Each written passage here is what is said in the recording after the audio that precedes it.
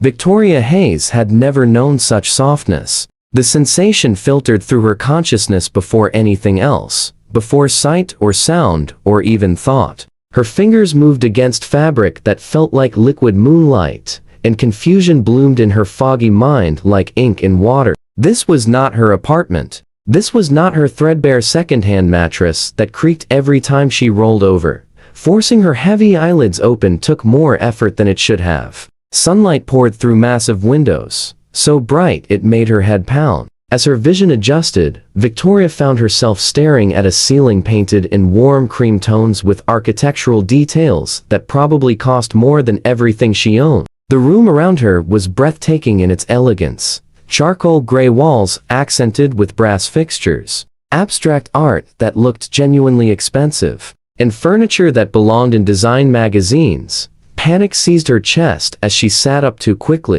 The world tilted sideways, and she grabbed the edge of the mattress to steady herself. Looking down, Victoria realized she wore an oversized navy blue shirt that definitely belonged to a man, and beneath it, only her underwear remained. The shirt smelled incredible, like cedarwood and rain, and something uniquely masculine that made her stomach flip. Despite her confusion, what happened last night? She pressed her palms against her temples, trying to force the memories to surface. She remembered the gallery opening for her art collection, her first real showing after years of struggling. There had been champagne, so much champagne, celebrating with other artists who finally saw her work as legitimate. After that, everything became fragmented. Leaving the gallery, feeling dizzy on the sidewalk, cold night air, then nothing. The bedroom door opened without warning, and Victoria's breath caught. A man entered carrying 2 coffee cups, and she had never seen anyone quite like him.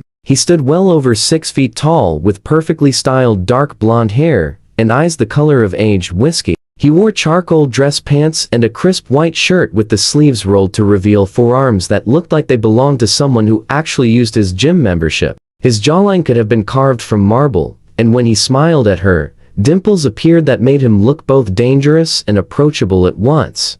"Good morning," he said, his voice smooth and deep.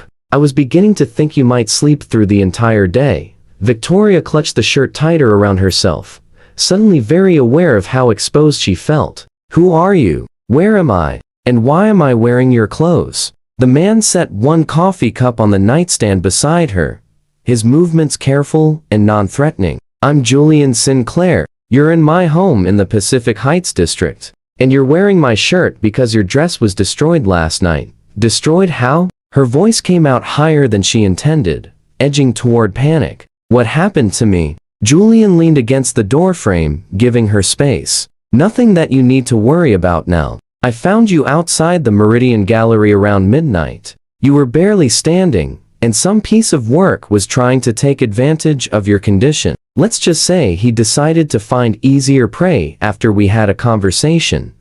Fragments of memory crashed back. A man with thin lips and cold eyes, grabbing her arm, being pulled toward a dark alley. Fear so intense she could taste it. Then a voice cutting through the darkness, commanding and absolute. Julian's voice. "You saved me," Victoria whispered, touching her throat where she could still remember the stranger's fingers digging in. "Thank you. But why didn't you just call me a cab or take me to a hospital?" "You were in no condition to be alone," Julian said simply. "And when I asked where you lived, you kept saying something about not being safe there, about someone named Nathan finding you. I figured you were safer here until you sobered up enough to make your own decisions." At the mention of Nathan's name, Victoria felt her chest tighten. Nathan Pierce, her ex-boyfriend, who had spent the last 6 months making her life miserable after she finally found the courage to leave him. He showed up at her apartment at odd hours, sent dozens of texts every day, appeared at her favorite coffee shop, her gym, even her art studio. The police said they couldn't do anything without proof of direct threats. And Nathan was too smart to leave evidence. "I can't believe I told you about Nathan," she said, embarrassment flooding through her. "I must have been really out of it. You were pretty chatty once I got some water and aspirin into you," Julian admitted with a gentle smile. "You told me you're an artist working on commission pieces for local businesses, that you finally got your big gallery showing." and that some guy named Nathan won't accept that you've moved on. Victoria studied the stranger who had apparently rescued her and listened to her drunken confessions. He didn't look at her with pity or judgment, just genuine concern. I should probably go, she said, though part of her didn't want to leave this beautiful sanctuary. I've already imposed on you enough. Actually, I was hoping you might stay for breakfast, Julian said, pushing off from the doorframe. I make excellent French toast, and I'd like to make sure you're feeling steady before you leave. Besides, we should probably talk about what happened last night in more detail. Victoria knew she should refuse. Every rational part of her brain screamed that accepting hospitality from a strange man, no matter how attractive or apparently kind, was dangerous. But something in Julian's amber eyes made her feel safe in a way she hadn't felt in months. Maybe it was the way he kept his distance, respecting her space. Maybe it was the genuine warmth in his smile. Or maybe she was still slightly drunk and making terrible decisions.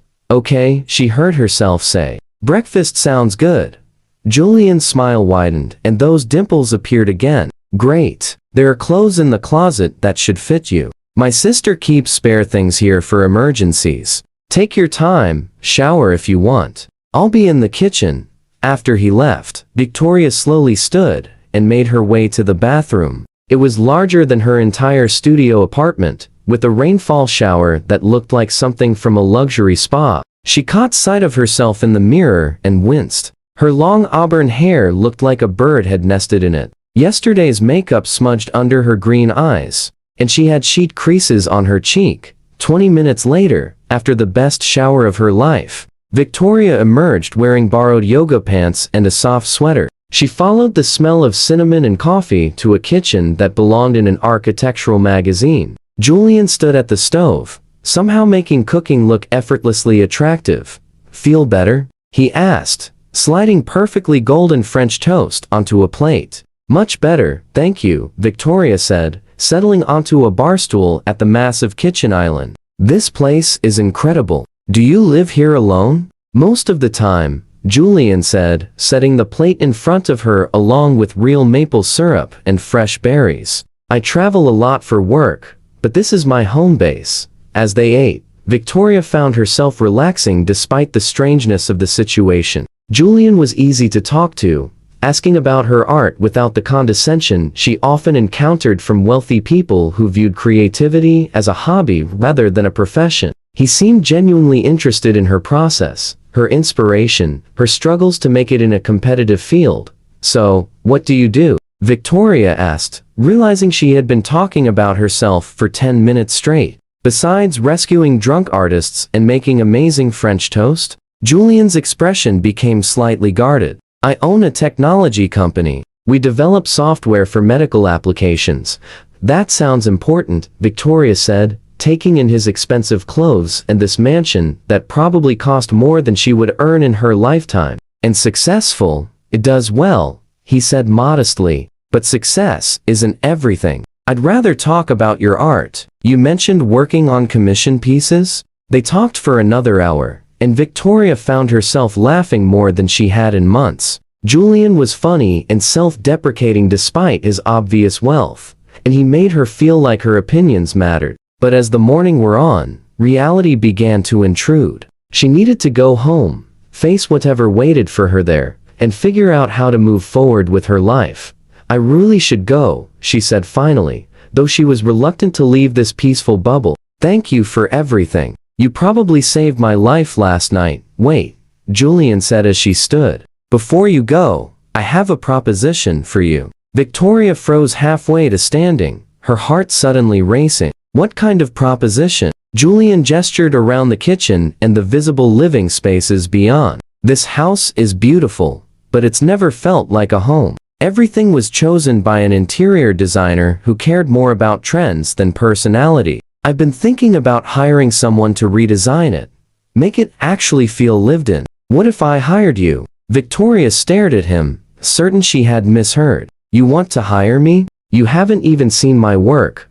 I've seen your passion, Julian said, leaning forward with his elbows on the counter. Anyone who can talk about color theory and emotional resonance, while barely conscious, clearly cares deeply about their craft. Plus, you landed a showing at the Meridian Gallery, which means you must have talent. The owner there, Marcus Chen, doesn't showcase mediocre artists. The offer was tempting on multiple levels. The money from a project this size would solve her financial problems for months. It would also give her portfolio a huge boost. But something else drew her in too. Something about Julian himself that made her want reasons to see him again.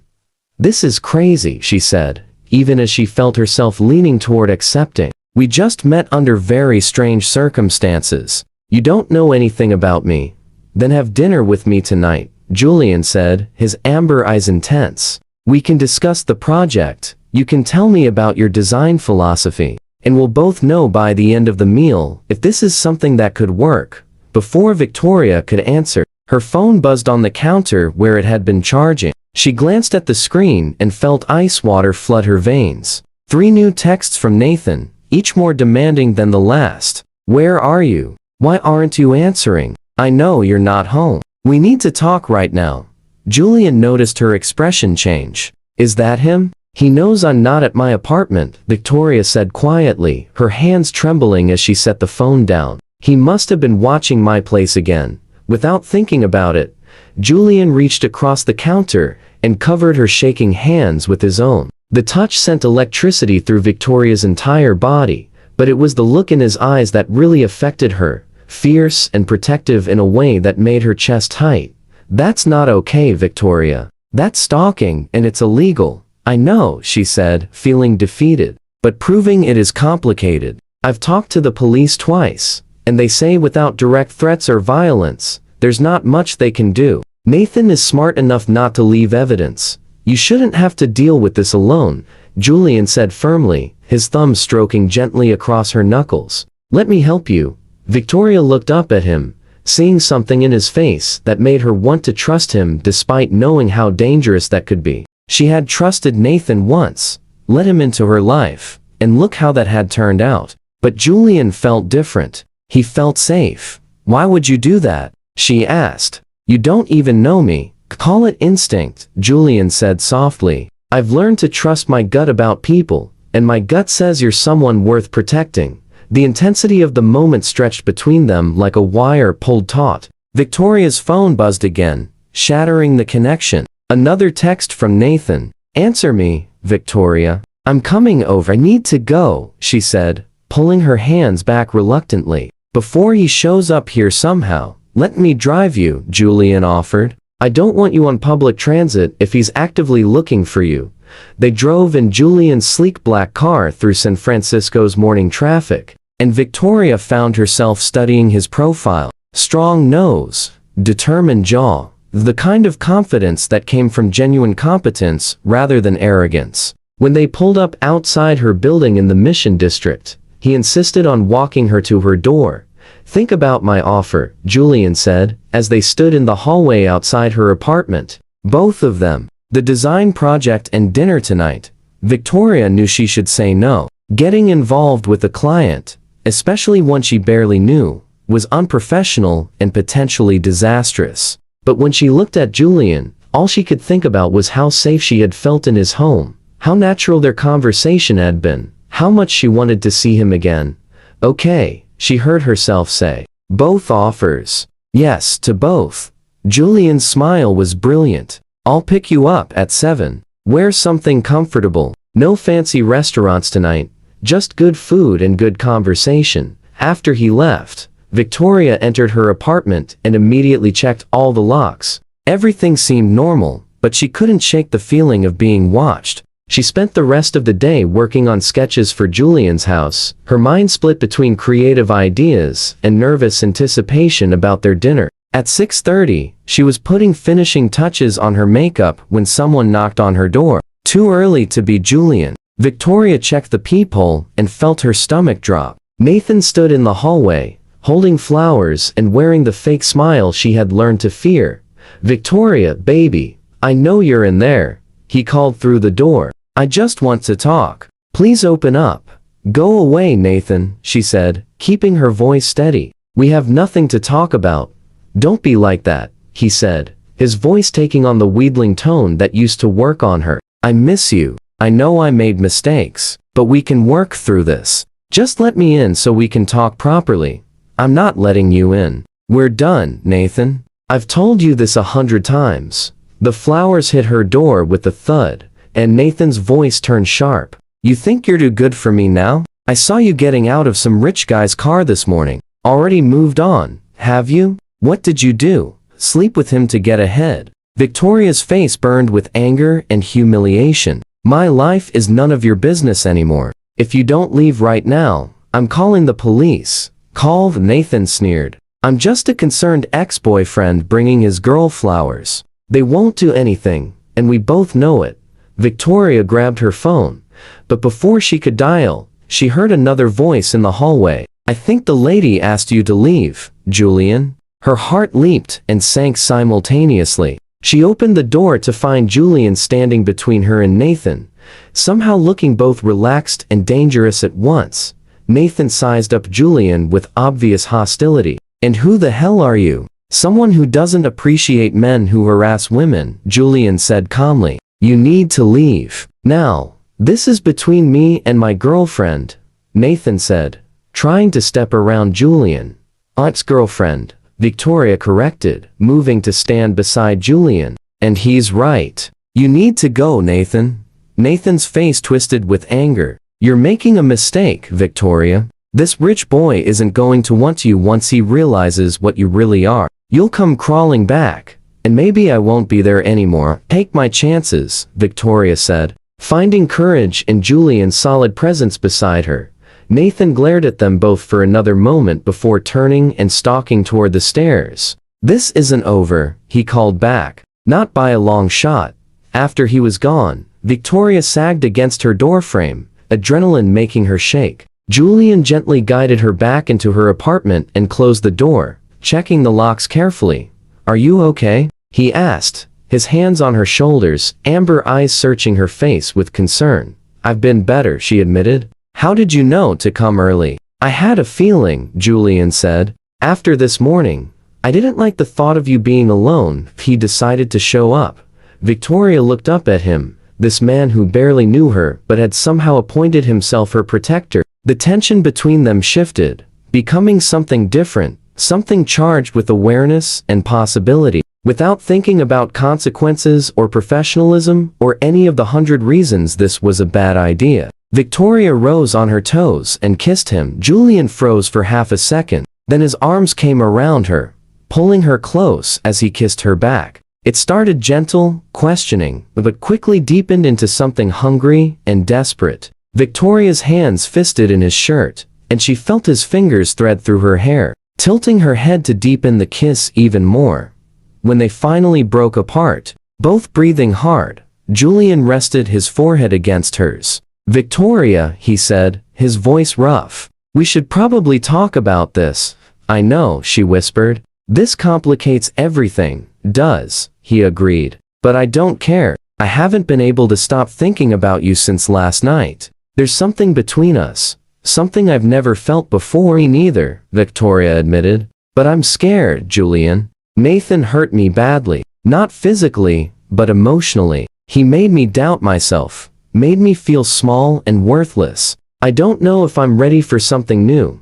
Julian cupped her face gently, his thumbs brushing across her cheekbones. Then we'll take it slow. No pressure, no expectations. We'll see where this goes, naturally. Victoria nodded, feeling tears prick her eyes at his gentleness. Okay, but let's still have dinner. I'm starving. They went to a small Italian restaurant in North Beach, tucked away from the tourist crowds. Over pasta and wine, they talked about everything and nothing. Julian told her about growing up in foster care, working his way through college, building his company from nothing. Victoria shared stories about her mother, who had raised her alone while working 2 jobs, about discovering art as an escape and a passion.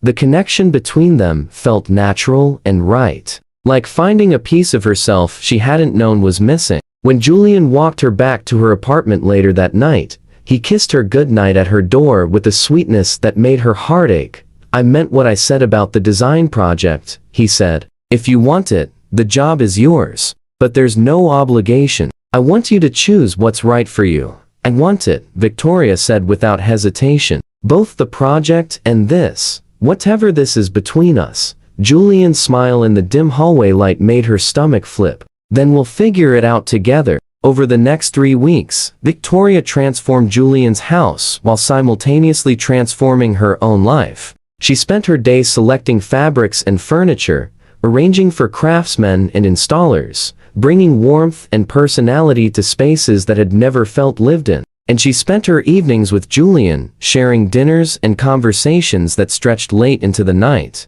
Learning every detail of each other's lives, their relationship remained professional during working hours. But the moment the contractors left for the day, the boundaries dissolved. Stolen kisses in the library, making love on the new sofa before it was officially delivered, falling asleep in each other's arms in that massive bed where she had first woken up in his world. Victoria had never been happier, but Nathan's shadow continued to loom over everything. His calls and texts escalated, becoming more frequent and more disturbing. He started showing up at the gallery where she sold her art, at the coffee shop she frequented, even following her to Julian's house on 2 separate occasions. Julian wanted to file for a restraining order, but Victoria resisted. It'll just make him angrier, she argued. And the police won't do anything anyway. Then let me hire private security, Julian countered. Someone to watch your apartment. Make sure you're safe. That's excessive, Victoria protested, though secretly she was touched by his concern. I can handle Nathan. But she couldn't handle him, and they both knew it. The situation came to a head on a Tuesday evening when Victoria was putting finishing touches on the living room. She was alone in the house. Julian held late at his office for an important conference call. The doorbell rang, and thinking it was the fabric delivery she had been expecting, Victoria opened the door without checking. Nathan pushed his way inside before she could react. We need to talk, he said, his face flushed with anger and something else. Something that looked like desperation mixed with obsession. You've been avoiding me for weeks. Get out, Nathan, Victoria said, fighting to keep her voice steady. You're not supposed to be here. Not supposed to be? Nathan laughed harshly. You're my girlfriend. I have every right to see you. I'm not your girlfriend. We broke up 6 months ago. You need to accept that and move on. Nathan moved closer, backing her against the wall. I don't accept it. You belong with me, Victoria. Not with some rich guy who's just using you. He'll get bored and throw you away, but I'll always be here. Julian doesn't use me, Victoria said, lifting her chin despite her fear. He respects me, supports my work, makes me feel valued. Everything you never did. The slap came so fast she didn't see it coming. Pain exploded across her cheek, and she tasted blood where her teeth cut her lip. Nathan grabbed her arms, his fingers digging in hard enough to bruise. Don't you dare compare me to him. I loved you when you had nothing. I was there first. Love doesn't look like this, Victoria said, tears streaming down her face. This is possession, not love. Before Nathan could respond, the front door crashed open. Julian stood in the doorway, his face a mask of cold fury. In 3 strides, he crossed the room and hauled Nathan away from Victoria, slamming him against the opposite wall with controlled violence. If you ever touch her again, Julian said, his voice deadly quiet, I will destroy you. Do you understand me? Nathan struggled against Julian's grip, but it was useless. Julian was stronger, and more importantly, he had the focused rage of someone protecting what he loved. You can't threaten me, Nathan spat. I'll sue you for assault. Go ahead, Julian said. I have security cameras throughout this house that just recorded you forcing your way in and attacking Victoria. But sure, let's involve the police. I'm certain they'll be very interested in your behavior. The color drained from Nathan's face as he realized the trap he had walked into. Julian released him and pulled out his phone, already dialing. I'm calling the police right now. You can wait here or run. Either way, Victoria is filing for a restraining order tomorrow. And I have enough evidence to make sure it sticks. Nathan looked between Julian and Victoria, finally seeming to understand that he had lost. You'll regret this, he said to Victoria. Both of you will. The only thing I regret, Victoria said, finding her voice again, is wasting 2 years of my life with you. the police arrived within 10 minutes. Julian showed them the security footage, and they arrested Nathan for assault and trespassing. As they led him away in handcuffs, he was still shouting threats, but they sounded hollow now, empty. After everyone left, Victoria collapsed onto the new sofa, shaking with delayed shock. Julian sat beside her, pulling her into his arms and holding her as she cried out weeks of tension and fear. "I'm sorry," she kept saying. "I'm so sorry I brought this into your life." "Stop," Julian said fiercely, tilting her face up to look at him. "None of this is your fault. Nathan made his own choices, and now he'll face the consequences. You have nothing to apologize for." "He hit me," Victoria whispered, touching her swollen cheek. "I never thought he would actually hit me." "I know," Julian said, his voice tight with suppressed rage. "And he's going to pay for that. My lawyers are already working on making sure he stays far away from you." They sat together in silence for a while, just holding each other. Finally, Victoria pulled back enough to look at Julian properly. "You called me yours earlier, when you were threatening Nathan." Julian's amber eyes searched her face. "I did. Was I wrong to do that?" "No," Victoria said softly. "You weren't wrong. I am yours, if you want me." Despite everything being complicated and messy, despite barely knowing each other for a month, "I'm completely yours." "I want you," Julian said, his voice rough with emotion. "I've wanted you since that first morning when you woke up in my bed and looked at me like I was some kind of puzzle you needed to solve. I want you for as long as you'll have me, forever," Victoria said, surprising herself with the certainty in her voice. "I want forever." Julian kissed her then, gentle, despite the intensity of emotion between them. When he pulled back, he was smiling. "Forever sounds perfect. But first, let's get some ice for your face and make sure you're really okay." The next few weeks were a whirlwind of legal proceedings and emotional healing. Nathan was charged with assault and stalking, facing serious jail time. Julian's lawyers ensured that the restraining order was airtight, and Victoria finally felt safe enough to breathe properly. The house project was completed to stunning success. Julian's cold showplace had become a warm, welcoming home filled with color and personality. Victoria's work attracted attention from design magazines and potential clients, her career taking off in ways she had only dreamed about. But the best part was coming home to Julian every night. They had stopped pretending to maintain separate residences after the incident with Nathan. Victoria's belongings gradually migrated to Julian's house, until one day she realized she hadn't been back to her old apartment in 2 weeks. "Move in with me, officially," Julian said one evening as they cooked dinner together in his beautiful kitchen. "Not as my designer or as someone staying temporarily. As my partner, as the woman I'm completely in love with." Victoria set down the vegetables she had been chopping and turned to face him. "You love me?" "I love you," Julian confirmed, stepping closer and cupping her face gently, careful of the fading bruise on her cheek. "I think I started falling for you that first morning when you insulted my interior design while wearing my shirt. I know it's fast and probably crazy, but I've never been more certain of anything. I love you too," Victoria said, feeling tears of joy rather than pain for the first time in weeks. "And yes, I'll move in with you. I'll stay forever if you'll have me." Julian kissed her deeply, and Victoria felt something settle in her chest. A sense of home that had nothing to do with beautiful furniture or expensive art, and everything to do with the man holding her like she was precious and irreplaceable. 6 months later, Victoria stood in Julian's house, surrounded by friends and family, wearing a simple white dress and holding a bouquet of wildflowers. They had decided not to wait, not to let fear or convention dictate their timeline. Life was too short and love too precious to waste time. As Julian slid a ring onto her finger and promised forever in front of everyone they cared about. Victoria thought about that morning. She had woken up confused and frightened, in a stranger's bed. She had opened her eyes to find her entire world changed. Claimed by a billionaire who saw her not as a possession, but as a partner.